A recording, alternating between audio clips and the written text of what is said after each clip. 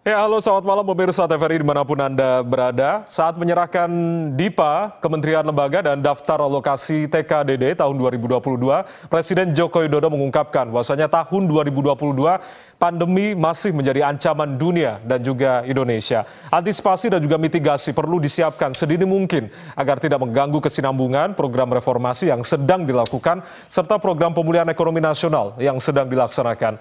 Untuk menghadapi ketidakpastian tahun 2022, pemerintah merancang APBN tahun 2022 yang responsif, antisipatif, dan juga fleksibel. Pemerintah juga selalu berinovasi dan mengantisipasi berbagai perubahan yang terjadi dengan tetap menjaga tata kelola keuangan yang baik. Malam hari ini di Dialog Indonesia Bicara TVRI bersama saya Ardianto Wijaya. Kita ambil tema di pembahasan malam hari ini adalah APBN 2022, keberlanjutan pemulihan ekonomi dan juga reformasi struktural.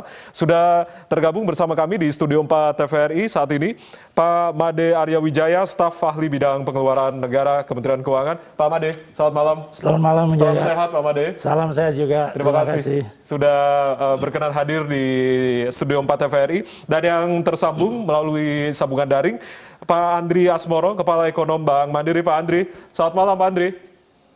Selamat malam. Selamat malam, Mas. Salam sehat selalu Pak Andri. Baik, terima kasih sudah berkenan hadir via daring di malam hari ini. Sebelum saya ke Pak Andri, saya mungkin akan ke Pak Made terlebih dahulu. Pak Made, kalau berbicara terkait dengan kegiatan kemarin, Presiden Joko Widodo sudah menyerahkan DIPA dan juga TKDD begitu. DIPA ini kan merupakan sebuah dokumen dasar pelaksanaan anggaran dan juga sekaligus menjadi acuan dalam proses program pembangunan tentunya. Nah, apa yang tentunya bisa kita maknai dari prosesi penyerahan DIPA APBN 2022 di Istana Merdeka kemarin, Pak Made? Ya, Mas Yaya, mungkin kita bisa lihat dari beberapa aspek ya.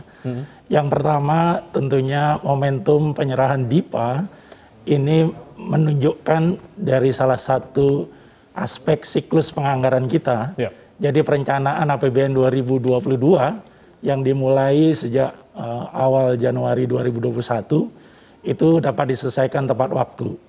Jadi bisa diserahkan kemarin oleh Presiden tanggal 29 November. Nah yang kedua, ini juga momentum bagaimana transparansi pemerintah kepada publik. Karena melalui penyerahan DIPA yang dilakukan secara formal di Istana, itu artinya masyarakat atau publik sudah bisa mengakses apa sih program pemerintah yang akan dilakukan di 2022. Nah yang ketiga yang tidak kalah pentingnya adalah dengan penyerahan DIPA kepada seluruh kementerian lembaga dan juga daftar alokasi TKDD kepada seluruh daerah, ini artinya harapan Presiden seluruh program sudah bisa dieksekusi mulai awal tahun. Jadi upaya-upaya ini terus kita kembangkan gitu ya. Kalau kita lihat di 5 tahun terakhir setidaknya penyerahan DIPA ini sudah bisa dilakukan lebih awal. Jadi ini momentum yang sangat baik yang terus kita pertahankan. Gitu. Oke, Pak Made tadi sudah membuka terkait apa yang tadi menjadi harapan bahwasanya ini sebagai bentuk transparansi pemerintah terhadap publik atau rakyat dan juga seluruh program akan bisa dieksekusi di awal tahun rencananya. Nanti, sebelum saya akan ke Pak Andri, kita akan simak terlebih dahulu pernyataan dari Presiden Joko Widodo saat menyerahkan DIPA dan juga terkait dengan penyerahan alokasi, daftar alokasi TKDD tahun 2022 kemarin di Istana Merdeka, Jakarta. Berikut ini. Kita akan fokus pada 6 kebijakan utama. Yang pertama, melanjutkan pengendalian COVID-19 dengan tetap memprioritaskan sektor kesehatan. Yang kedua, menjaga keberlanjutan program perlindungan sosial bagi masyarakat kurang mampu dan rentan. Ketiga, peningkatan SDM yang unggul. Keempat, melanjutkan pembangunan infrastruktur dan meningkatkan kemampuan adaptasi teknologi. Yang kelima, penguatan desentralisasi fiskal untuk peningkatan dan pemerataan kesejahteraan antar daerah. Keenam, melanjutkan reformasi penganggaran dengan menerapkan zero-based budgeting agar belanja lebih efisien. Sekali lagi, di tahun 2022 kita harus tetap mempersiapkan diri menghadapi risiko pandemi COVID yang masih membayangi dunia dan negara kita Indonesia. Ketidakpastian bidang kesehatan dan perekonomian harus menjadi basis kita dalam membuat perencanaan dan melaksanakan program. Ya, ada 6 kebijakan utama yang tadi sudah disampaikan oleh Presiden Joko Widodo yang menjadi fokus dalam tahun 2022 mendatang. Yang tentunya tadi Pak Made mengatakan sudah bisa mulai dieksekusi mulai awal tahun mendatang dan ini sebagai bentuk transparansi. Apa saja yang akan dilakukan pemerintah pada tahun 2022 mendatang. Saya ke Pak Andri. Pak Andri masih mendengar suara kami di studio ya? Masih, Mas. Baik, Pak Andri, kalau berbicara terkait dengan apa yang tadi sudah Presiden Joko Widodo sampaikan, ada 6 kebijakan utama, lalu masih berkaitan terkait dengan pemulihan perekonomian nasional dan upaya-upaya lain yang ada hubungannya terkait pemulihan pandemi COVID-19. Bagaimana tanggapan Bapak terkait dengan APBN 2022 kalau dilihat juga dari sisi posturnya ini, Pak Andri? Baik, Mas. Terima kasih. Jadi kalau yang disampaikan Pak Presiden tadi, ya ada 6 fokus utama APBN 2022, dan juga nanti kita bicara dari sisi posturnya, ini memang sudah sangat, kalau menurut kami sudah sesuai dengan apa yang menjadi tantangan dan peluang ke depan ya. Jadi kami mencatat sendiri ya ke depan ini akan ada 4 tantangan jangka pendek dan juga jangka menengah yang sebenarnya sebagian ini sudah diakomodir di dalam fokus utama di APBN 2022 dan kami yakini ini akan berlanjut di APBN 2023 dan seterusnya. Jadi kalau bisa saya sampaikan misalnya yang pertama adalah kita akan menghadapi tantangan tadi yang terkait masih dengan pandemi, varian baru yang mungkin muncul di beberapa periode ke depan misalnya. Terus kita juga menghadapi tantangan bagaimana besarnya dari opportunity dari ekonomi digital dan juga tantangan dari kemungkinan ada krisis atau mismatch di energi misalnya kalau misalnya tidak ada mismatch dalam sisi supply antara transisi dari yang clean energy ya dari yang fuel based fossil based kepada clean energy. Yang berikutnya tantangan terkait dengan economic condition recovery ya di negara berkembang dan negara maju dan juga bagaimana adanya tantangan dari perubahan pola kebijakan di global. Yang ketiga, big shift dari sisi people's behavior dan people's capacity, kapasitas orang-orang kita juga, masyarakat Indonesia. Dan yang keempat adalah terkait dengan climate change risk dan juga ESG compliance. Nah, dari situ kalau kita lihat ya, dengan 6 fokus utama yang tadi disampaikan Pak Presiden, itu memang sesuai. Kita lihat pertama misalnya prioritas utama dari sektor kesehatan dan juga dari Perlinsos ini kita kategorikan dari satu sisi. Ini memang menarik, ini terkait juga dengan bagaimana kita bisa tetap waspada ya terhadap adanya varian COVID-19 sendiri ke depan. Nah, pemerintah sendiri sudah menyiapkan langkah-langkah dan protokol kesehatan dan juga perlindungan sosial ke depan. Nah, yang kedua yang menarik adalah terkait dengan penguatan restrukturisasi ekonomi di Indonesia, transformasi ekonomi di Indonesia gitu. Jadi kalau kita bicara tentang SDM unggul, infrastruktur yang dilanjutkan, penguatan dari desentralisasi fiskal, ini juga terkait dengan tantangan yang saya sampaikan tadi. Misalnya ada kebutuhan akan penguatan komposisi people's capacity. Nah, yang berikutnya kalau kita lihat dari postur itu juga sesuai. Jadi bagaimana pemerintah mengalokasikan untuk sektor kesehatan, di sisi yang bersamaan juga bagaimana pemerintah juga memprioritaskan untuk yang di sisi infrastruktur. Memang ini ada kelihatan sekali direction-nya pemerintah. Jadi kalau kita bicara 2022, kita bandingkan juga dengan 2020 dan 2021, ini ada proses keberlanjutan yang terlihat sekali sustainability-nya gitu. Oke, gitu Mas dari saya. Baik, terlihat arah keberlanjutan tadi yang sudah disampaikan oleh Pak Andri, tapi juga ada 4 tantangan tadi yang sudah disampaikan. Tanggapannya Pak Made? Ya, memang kalau kita mengikuti arahan Presiden, ini secara langsung juga sudah dituangkan di dalam APBN kita. Jadi contohnya kalau sektor kesehatan yang menjadi prioritas pertama, itu setidaknya alokasi yang sekarang 2022 itu sekitar 255,4 triliun. Kemudian di perlindungan sosial, ini untuk menjaga masyarakat yang kurang mampu termasuk yang warga rentan, itu APBN tidak kurang dari 431,5 triliun yang dialokasikan. Nah, sementara untuk membangun SDM unggul, ini karena amanah dari konstitusi, setidaknya mandatorinya adalah 20%, itu tidak kurang dari 542,8 triliun dialokasikan di APBN. Nah, untuk pemulihan ekonomi, kita coba prioritaskan alokasi anggaran ini di sektor infrastruktur. Ini setidaknya ada 365,8 triliun untuk meneruskan pembangunan infrastruktur di segala bidang. Kemudian juga untuk menjaga ketahanan pangan kita, ini juga pemerintah mengalokasikan 92,2 triliun. Kemudian untuk mendukung pembangunan era digitalisasi, kita juga mengalokasikan untuk bidang TIK sekitar 25,4 triliun.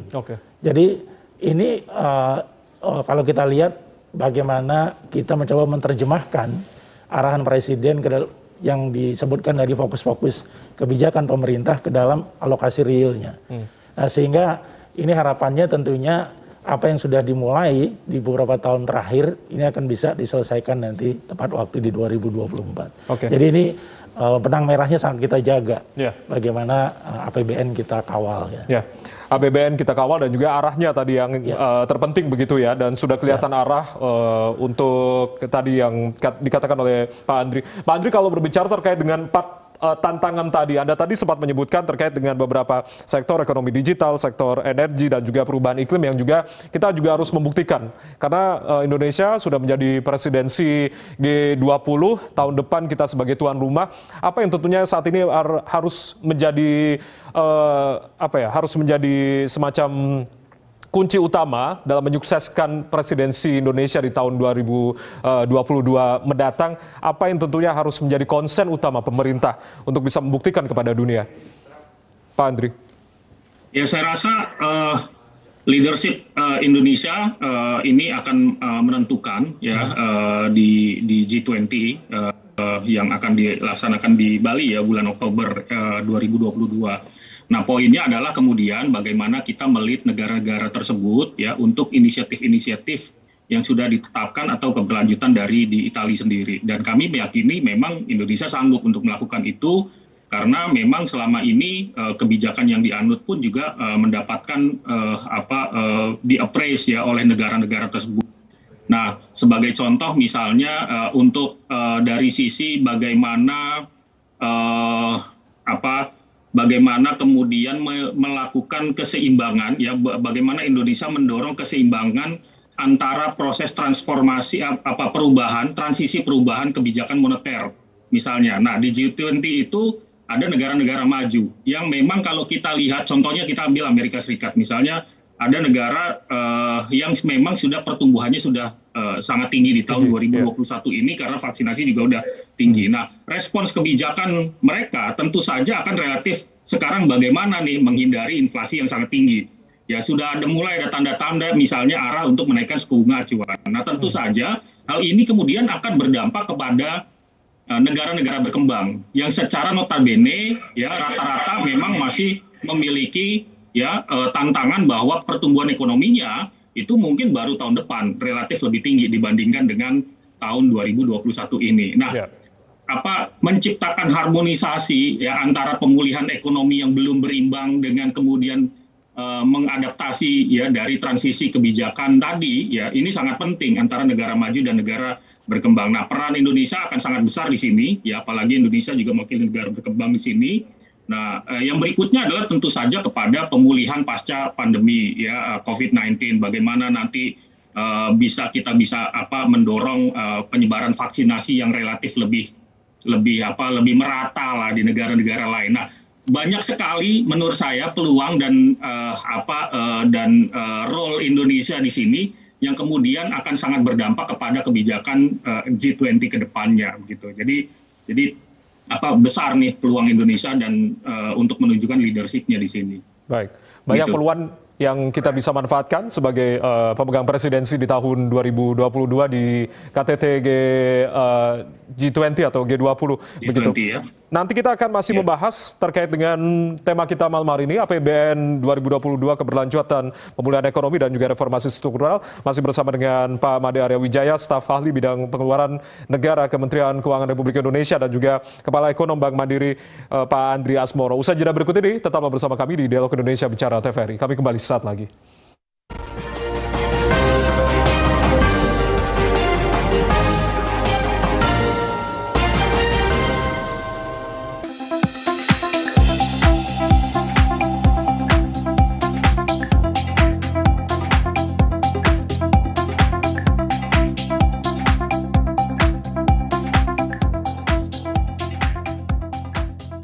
Anda masih bersama kami di Dialog Indonesia Bicara TVRI. Kita masih membahas terkait dengan APBN 2022, keberlanjutan pemulihan ekonomi dan reformasi struktural. Tadi Pak Andri sudah menjelaskan bahwasanya memang banyak peluang begitu dengan presidensi G20 dan APBN 2022 ini juga memiliki peran sentral sebagai presidensi G20. Kita juga harus menunjukkan kemampuan kita dalam beberapa hal tadi yang disampaikan oleh Pak Andri. Baik, saya mungkin akan ke Pak Made. Pak Made, kalau berbicara terkait dengan apa yang tadi sudah disampaikan oleh Pak Andri, banyak peluang begitu, apalagi Menteri Keuangan Ibu Sri Mulyani dalam beberapa hal juga mendorong adanya Health and Finance Track begitu ya, terkait dengan G20 ini. Apa yang tentunya akan menjadi fokus utama dalam G20 nantinya? Ya, baik Mas Yaya. Jadi memang saya sependapat dengan Mas Andri tadi, bahwa presidensi G20 kita tahun depan ini menjadi momen yang sangat baik gitu ya, untuk melihat bagaimana isu-isu global itu juga akan membawa dampak positif buat kita di Indonesia. Yeah. Jadi kalau kita lihat memang di G20 ini ada dua kelompok ya, dua komponen. Yang pertama adalah Finance Track, ini yang memang dikawal oleh Kementerian Keuangan dan Bank Indonesia. Nah sementara kalau yang Sherpa Track, ini nanti koordinatornya adalah Menko Perekonomian. Nah, jadi kalau kita lihat selama presidensi G20 2022 ini, itu tidak kurang dari 160 meeting yang akan dilaksanakan. Termasuk KTT nanti di bulan Oktober. Jadi agenda-agenda yang dibahas ini tentunya sangat-sangat banyak yang berkaitan langsung dan kita punya kepentingan gitu ya. Sebagai negara emerging yang sekarang juga menjadi role model gitu bagi negara-negara lain. Nah, di samping itu juga beberapa isu yang memang harus kita respon dengan baik. Contohnya di international taxation gitu ya. Termasuk nanti akan ada isu mengenai carbon tax. Ini tentunya akan menjadi isu yang sangat penting dibahas karena terkait langsung juga dengan penerapan kita terkait undang-undang pajak yang baru. Jadi ini sangat relevan gitu untuk dibahas nanti menjadi salah satu agenda di G20. Baik, itu tadi tanggapan dari Pak Made, apa yang sudah disampaikan oleh Pak Andri. Pak Andri, kalau berbicara terkait dengan, kembali lagi ke topik kita malam hari ini, apakah memang APBN di tahun 2020 ini cukup kuat dalam menghadapi dinamika COVID-19 yang tentu ini kita perkirakan memang belum berakhir karena serbuan dari gelombang ketiga, ancaman gelombang ketiga, belum lagi adalah nanti kita juga menghadapi, semoga sih tidak masuk ke Indonesia adanya varian baru Omicron yang saat ini juga mengkhawatirkan kita semua. Bagaimana Anda melihat apakah memang APBN 2022 ini cukup menjawab kekhawatiran atas dinamika COVID-19 ini, Pak Andri? Ya, kalau saya melihatnya begini Mas, bahwa pemerintah yang pertama memiliki pengalaman yang sudah cukup ya sepanjang pandemi ini. Kita ingat dari tahun 2020 misalnya mulai merumuskan paket-paket kebijakan dan insentif ya, stimulus ya, termasuk juga merumuskan perlinsosnya waktu itu bansos ya. 2021 tahun ini juga berlanjut berbagai fiskal stimulus ya untuk menopang pemulihan ekonomi di saat yang bersamaan juga untuk mendorong sektor yang terdampak gitu ya. Banyak hasilnya Mas kalau kita lihat Mas Jaya di tahun 2021 ini. Nah 2022 ya, ini memang terlihat bagaimana peranan dari pemerintah untuk juga mendorong recovery ya, pemulihan ekonomi post pandemi ya, dan juga untuk tetap memprioritaskan pemulihan ekonomi nasional dari sisi sektor-sektornya. Nah pertanyaannya kalau ada kemudian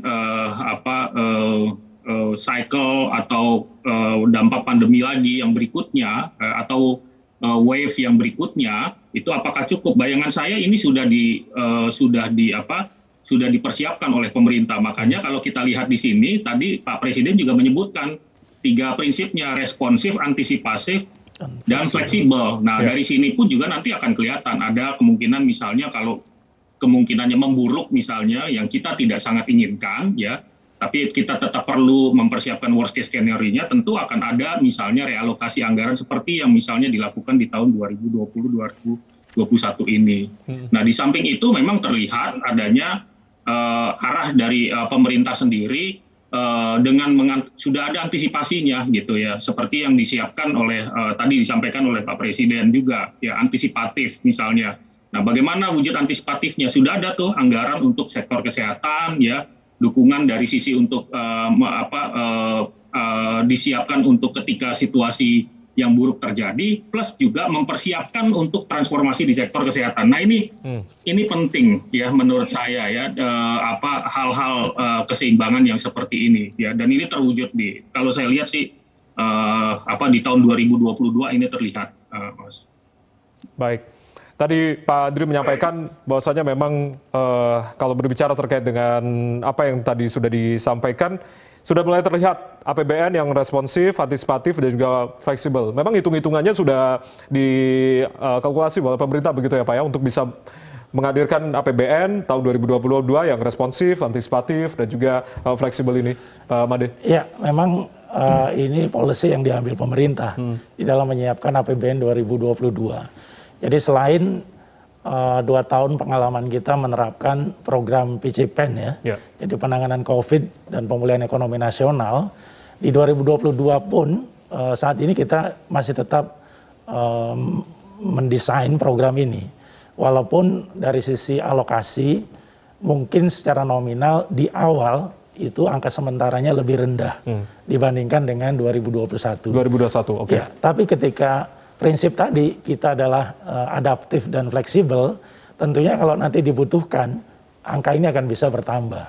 Nah, apakah nanti mekanismenya melalui realokasi gitu ya, atau dengan menambahkan dari program-program lain, nah ini mungkin nanti akan diambil kebijakan pemerintah selanjutnya. Tapi setidaknya bagaimana merespon kondisi saat ini, desain kebijakan pemerintah sudah mengalokasikan seperti itu. Ya. Ya. Baik, kalau berbicara terkait dengan peran pemerintah dalam menyukseskan pelaksanaan berbagai kebijakan APBN 2022 yang dialokasikan dalam transfer ke daerah dan juga dana desa di DIPA 2022, Pak? Ya, jadi memang kemarin di dalam kita membahas alokasi untuk TKDD, itu sepertinya sudah disepakati bahwa TKDD peruntukannya juga mendukung program-program strategis. Ya. Jadi sama seperti di pemerintah pusat, hanya fokusnya di daerah. Jadi bagaimana membangun infrastruktur daerah, peningkatan kualitas layanan publik di daerah. Kemudian yang kedua yang tidak kalah pentingnya Mas Jaya, 2022 itu ada target pemerintah untuk mengentaskan kemiskinan ekstrim di 212 kabupaten kota. Jadi ini juga menjadi salah satu fokus bagaimana memanfaatkan DKDD yang lebih efektif dan produktif di dalam menurunkan tingkat kemiskinan ekstrim. Ya. Nah, selain itu memang bagaimana upaya masing-masing daerah untuk bisa membelanjakan alokasi ini lebih cepat gitu. Karena pengalaman kita di beberapa tahun terakhir ini kan selalu ada komen dari publik bahwa alokasi yang diberikan kepada daerah itu masih banyak yang mengendap di bank. Ya. Jadi artinya daerah ini belum begitu sigap untuk membelanjakan alokasi yang diberikan. Nah ini terus kita dorong, termasuk bagaimana memperbaiki juga sinergi antara pusat dan daerah di dalam kita menjaga atau menghindari adanya duplikasi program. Baik. Ya. Ke Pak Andri merespon apa yang sudah disampaikan oleh Pak Made, termasuk juga ada tambahan tadi Pak Made yang sudah sampaikan mengentaskan kemiskinan ekstrim. Pandangan Anda? Ya, baik. Jadi apa yang disampaikan Pak Made memang persis seperti yang menjadi concern kami selama ini, Mas. Jadi ada 2 poin tadi yang saya catat dari yang penjelasan Pak Made. Yang pertama adalah kalau kita bicara untuk bagaimana percepatan pembangunan di daerah, itu yang pertama adalah sinergi. Ya. Jangan sampai memang ada redundancy atau saling, bahasa lainnya adalah tumpang tindih misalnya dari program antara pemerintah pusat dan juga pemerintah daerah, dan juga mungkin beda-beda prioritasnya misalnya. Nah ini perlu ada sinerginya juga gitu. Nah yang kedua adalah tentu saja yang selama ini menjadi tantangan selalu ya kalau kita bicara belanja di daerah, yaitu percepatan belanja. Nah kalau 2 hal ini memang bisa dilakukan ya, lebih baik, bayangan saya memang target untuk mengentaskan kemiskinan ya secara perlahan-lahan ini akan bisa tercapai. Nah tantangan berikutnya mungkin ya kalau kita bicara yang beyond budget adalah bagaimana kemudian kemampuan daerah juga untuk melakukan planning yang lebih berkesinambungan gitu ya. Kalau kita bicara nanti misalnya ini kan kalau kita bicara kemiskinan ini kan hal yang selalu akan berlanjut ya. Maksudnya strateginya. Nah, beyond misalnya 2024, bagaimana kemudian menciptakan bridging-nya supaya ini juga program yang sudah baik kemudian dijalankan juga. Jadi strategi pembangunannya juga akan terus berlanjut nih, ya, bukan hanya dalam sebuah cycle. Nah, ini yang saya bayangkan tadi. Jadi beyond dari anggaran adalah seperti itu. Kalau dari anggaran saya rasa satu poin percepatan anggaran, percepatan eksekusi belanja di daerah itu bisa diselesaikan misalnya, itu tentu saja akan sangat mendorong pembangunan di daerah dan tentu saja ujungnya di pengentasan kemiskinan. Demikian, Mas. Mungkin kalau bicara saya tambahkan ya, kalau bicara sinergi bukan hanya sinergi antara pemerintah pusat dan daerah secara vertikal, namun juga sinergi antar daerahnya sendiri gitu. Jadi yang horizontal, jadi antar daerah tetangga misalnya nggak perlu ada kebijakan yang juga redundant misalnya. Nah, ini kalau ada sinergi antar kabupaten kota misalnya di dalam satu provinsi, saya rasa ini akan sangat baik sekali nih pembangunan.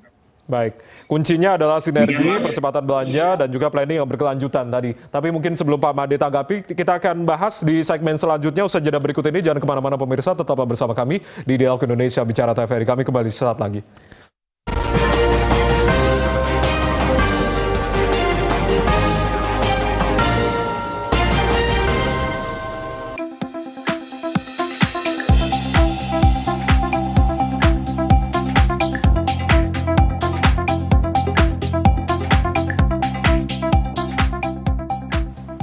Ya, itulah tadi daftar kementerian dan lembaga pada saat penyerahan DIPA APBN 2022.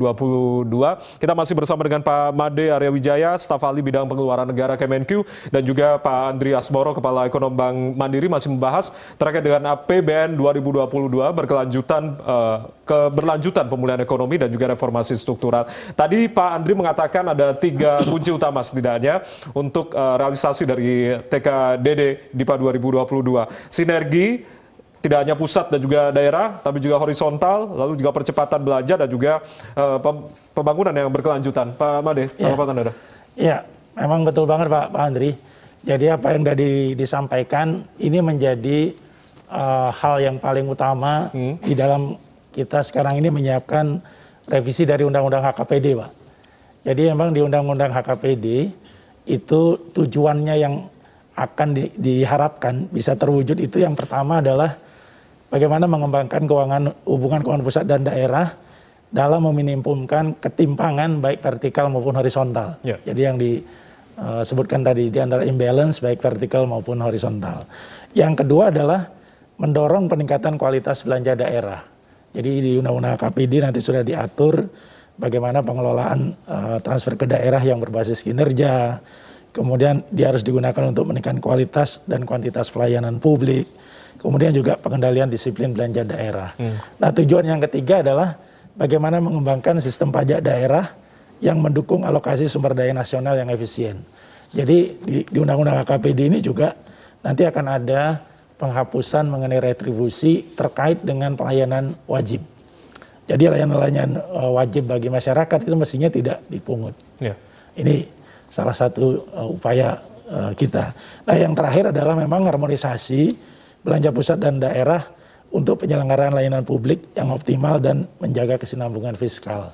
Nah, ini tentunya diharapkan nanti di Undang-Undang HKPD akan memberikan warna baru bagaimana mestinya daerah mengelola anggaran-anggaran dari transfer ke daerah ini menjadi lebih optimal. Termasuk juga meningkatkan kapasitas fiskalnya melalui PAD yang ada di daerah. Mungkin itu, Mas. Tanggapan Anda, Pak Andri, terkait dengan apa yang sudah disampaikan, optimalisasi dari anggaran daerah?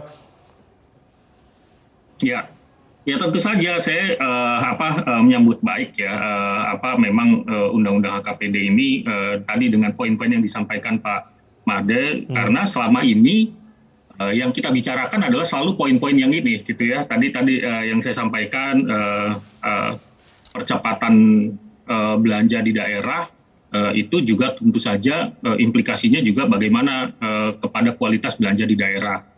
Tadi ada poin juga yang menarik, penghapusan retribusi untuk yang pelayanan dasar, ini juga sangat penting ya. concern kita memang selama ini adalah bahwa TKDD ini kan memang menguasai hampir sekitar 30% dari APBN kita ya. Nah ini tentu saja ya kalau belanja dari pemerintah daerah ya sangat efektif dan efisien, saya rasa ini akan bisa mendorong dampak multiplier kepada pembangunan nasionalnya sendiri gitu. Dan yang berikutnya tentu ketika tadi poin yang Pak Made sampaikan bagaimana peningkatan kapasitas fiskal, wah ini saya sangat menyambut dengan gembira Pak, karena memang tantangan di daerah juga bagaimana selama ini ya kapasitas fiskal di berbagai kabupaten kota juga masih banyak nih yang masih belum tinggi gitu ya. Kalau misalnya kapasitas fiskalnya tinggi ya bagaimana pemerintah itu mampu mendorong efektivitas atau efisiensi dari belanja tadi, menurut saya ini akan sangat baik ke depannya. Namun memang kalau kita melihat tantangannya, Mas Jaya, ke depan, tentu kita perlu melihat terutama dari sisi yang tadi saya sampaikan, keberlanjutan dari rencana pemerintah, ya pemerintah daerah terutama ya, bagaimana planningnya yang berkesinambungan ya. Kalau misalnya program di tahun ini terus kemudian berikutnya pemerintah daerahnya berganti, ada keberlanjutan di situ gitu. Jadi relatif program-program yang sudah baik terus berlanjut, sinerginya berlanjut, bukan kemudian diubah yang sebaliknya. Nah, ini yang menurut kami ya tantangannya adalah di sana gitu. Karena nanti juga akan terlihat kepada bagaimana kualitas belanjanya ke depan gitu. Baik, artinya pola strategi apa yang harusnya dilakukan oleh pemerintah daerah untuk bisa membangun keberlanjutan ini tadi? Mungkin ada masukan dari Pak Andri. Betul. Karena memang keberlanjutan dari planning ya terutama antar perubahan kepala daerah ke depannya misalnya itu sangat akan berdampak kepada bagaimana hasil dari pembangunan di jangka menengah panjangnya di daerah sendiri gitu. Jadi bukan hanya melihat selalu di jangka pendek gitu. Nah, ini tentu saja akan berdampak kepada kualitas belanjanya ke depan gitu. Baik. Gitu Mas Jaya. Baik, dan Kemenku juga selalu mengimbau ya Pak terkait dengan apa yang sudah disampaikan. Proses keberlanjutan ini saat juga harus diperhatikan begitu. Pasti. Memang betul tadi komennya Pak Andri tadi. Kadang-kadang kita perencanaan itu terputus karena bergantinya kepala daerah. Kepala daerah, iya. Sementara di samping itu juga ada kala siklus pemerintahannya di daerah beda dengan yang di pusat. Sehingga kalau harus mensinkronkan program pusat dengan daerah dia nggak ketemu. Karena pemerintah daerah yang baru di daerah udah punya visi misi sendiri. Nah ini juga tantangan buat kita sebenarnya bagaimana mensinkronkan prioritas pembangunan di pusat nyampe ke daerah itu inline. Yang kedua yang agak berbeda memang di daerah tidak punya RPJPD. Kalau kita di pusat punya nih rencana pembangunan jangka panjang yang 25 tahun. Nah, sehingga walaupun presidennya berganti itu akan menjadi acuan ketika menyusun RPJMN. Nah ini juga menjadi satu tantangan tersendiri bagaimana menjaga kesinambungan pembangunan di daerah ketika acuan besarnya tidak ada dan masing-masing kepala daerah yang baru punya misi visi sendiri. Artinya butuh strategi tersendiri. Mungkin Pak Andri yang akan bisa menjelaskan apa yang mungkin harus dilakukan oleh pemerintah daerah kalau melihat tantangan yang tadi sudah disampaikan Pak Made. Pak Andri. Ya kalau kita ya memang berharap bahwa ada kesepakatan lah ya antara pemerintah di daerah yang lama misalnya dengan yang baru ya. Ada misalnya visi misi yang berkesinambungan ya dengan apa yang sudah dilakukan oleh di pemerintah daerah yang sebelumnya gitu. Jadi bisa juga dimulai dengan inisiatif ya pembangunan ini juga kesepakatan tentu saja kalau kita masuk ke wilayah politik sedikit adalah antara partai politik di daerah gitu ya menyepakati kebijakan yang lebih panjang dibandingkan dengan tenor masa berlakunya bupati atau wali kota misalnya di daerah. Nah dengan seperti itu saya rasa ada kesepakatan politik akan melanjutkan hal-hal yang sudah baik misalnya itu saya rasa akan menjaga kesinambungan tadi. Di tengah tadi yang disampaikan Pak Made bahwa kita tidak punya yang namanya RPJM or PDD gitu ya daerah. Gitu ya, daerah. Nah, mungkin ya itu adalah berdasarkan kesepakatan politik gitu di daerah bahwa pemerintah yang baru memang akan melanjutkan hal-hal yang memang pembangunannya sudah sangat baik misalnya. Yang lain-lainnya tinggal bagaimana mengoreksi misalnya masih kurang dan belum tercapai targetnya. Tentu saja sebenarnya arahan dari pemerintah, bukan arahan ya, maksud saya guidance untuk ujungnya adalah pelayanan publik yang semakin baik, plus target dari pemerintah tadi adalah bahwa untuk mengurangi kemiskinan ekstrim tadi ujungnya gitu.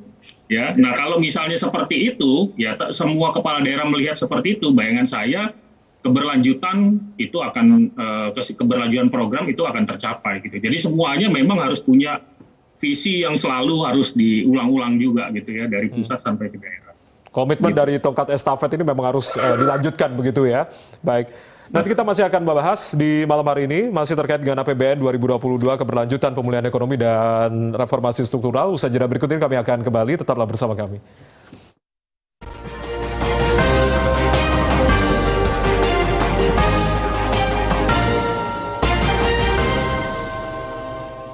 Kita malam hari ini di Dialog Indonesia Bicara TVRI masih membahas terkait dengan APBN 2022. Pak Made, yang ini saya tanyakan ini juga harusnya disampaikan kepada publik, meskipun juga kemarin kita sudah melihat secara langsung Presiden menyerahkan DIPA dan juga daftar alokasi TKDD tahun 2022. Berapa besar alokasi anggaran dalam APBN 2022 dan juga berapa alokasi untuk pemerintah pusat dan juga berapa untuk alokasi ke daerah melalui transfer TKDD, Pak Made? Ya, baik Mas Jaya.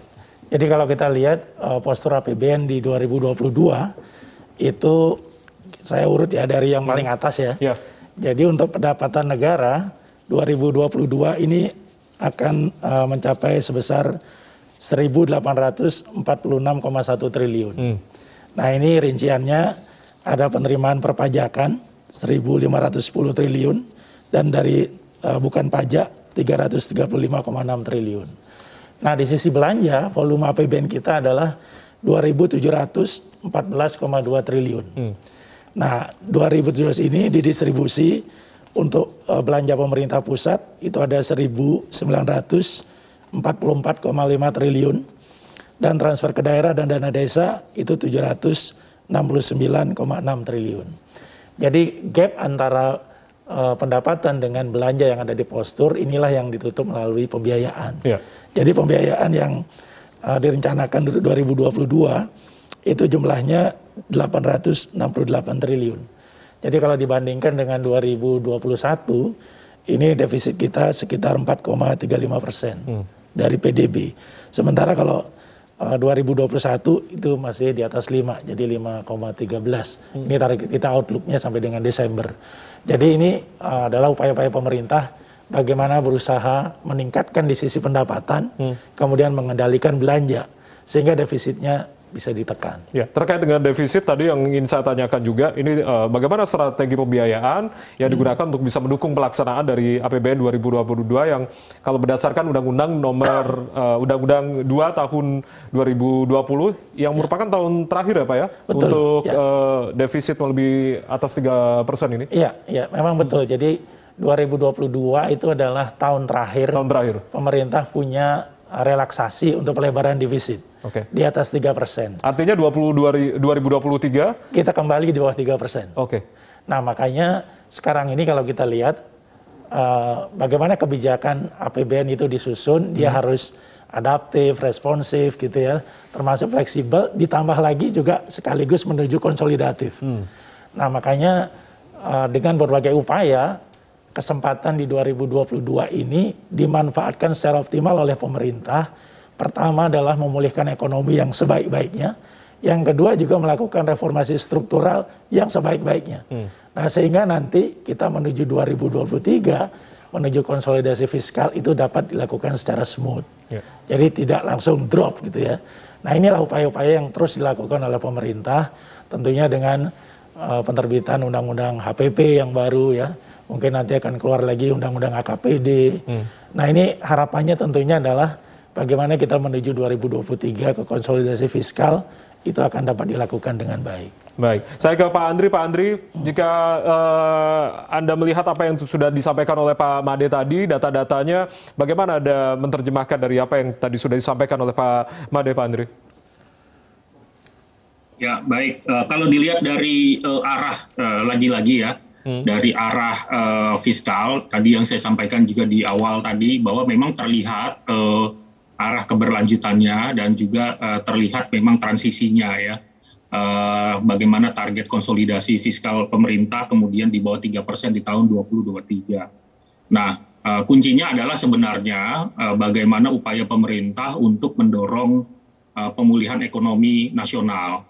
Ya, baik dari dari sisi spending masyarakat dan juga dari sisi supply-nya, terutama dunia usaha. Ya, ketika dunia usaha dengan berbagai stimulus, ya, dengan berbagai program pemerintah, ya, support dari pemerintah, itu kemudian sudah mulai confidence, sudah mulai melakukan ekspansi, ya, dan juga kemudian mendorong investasi. Ya, jadi tentu saja ini kemudian akan mendorong penerimaan perpajakan ya. Dari situ kita udah melihat bahwa berharap akan ada penerimaan perpajakan yang memang tumbuh dari adanya pemulihan ekonomi nasional. Nah, makanya ini tadi yang saya sampaikan di awal, adanya perlu adanya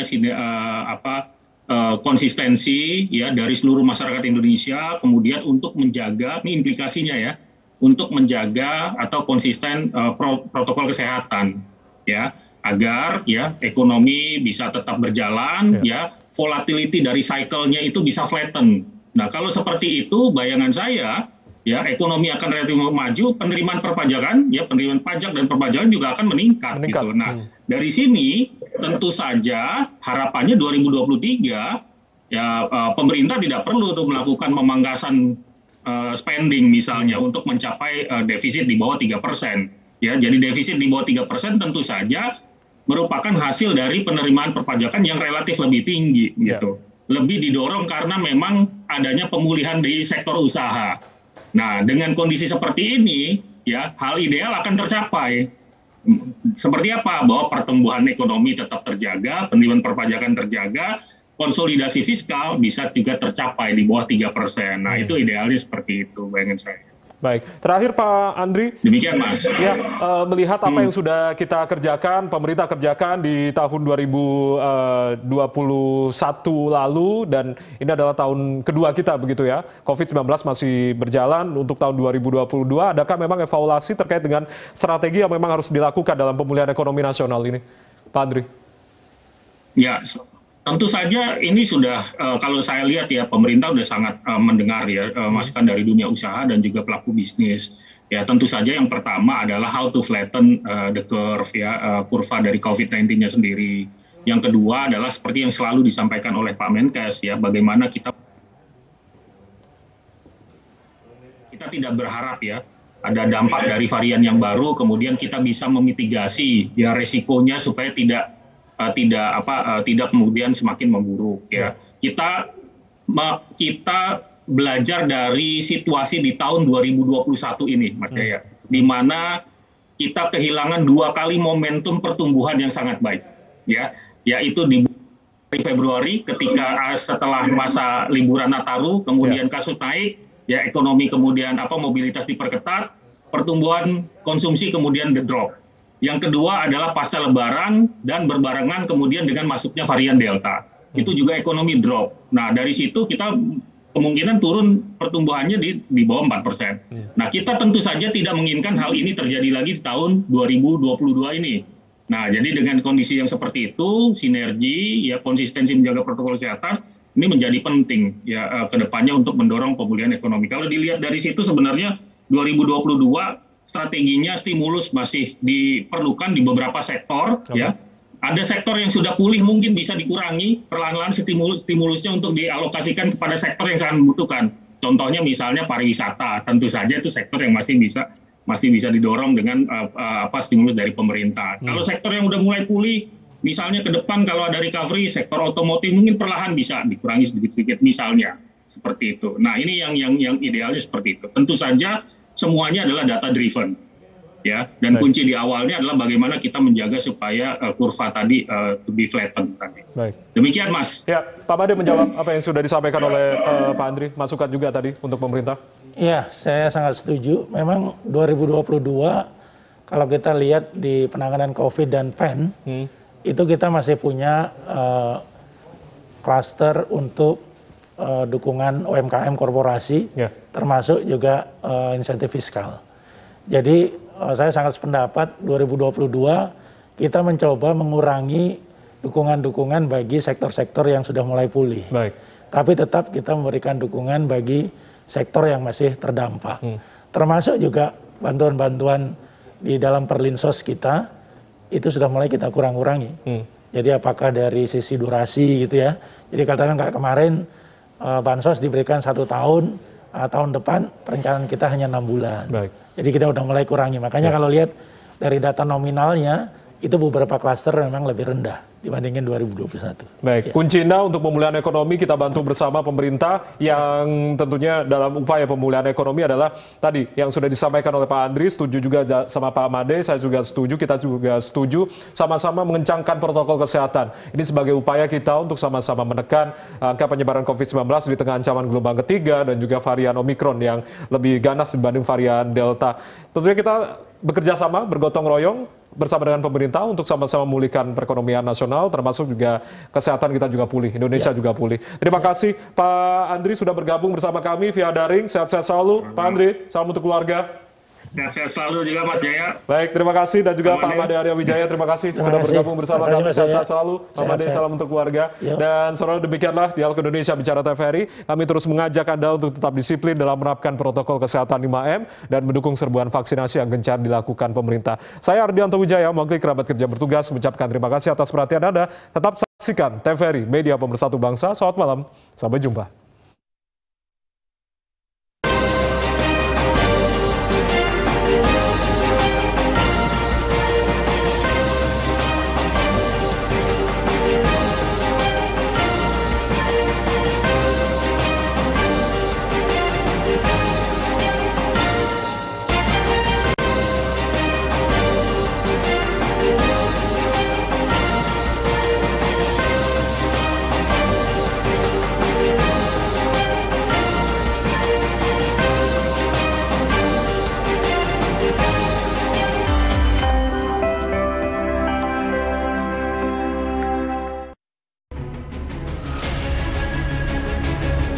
Usai menjalani laga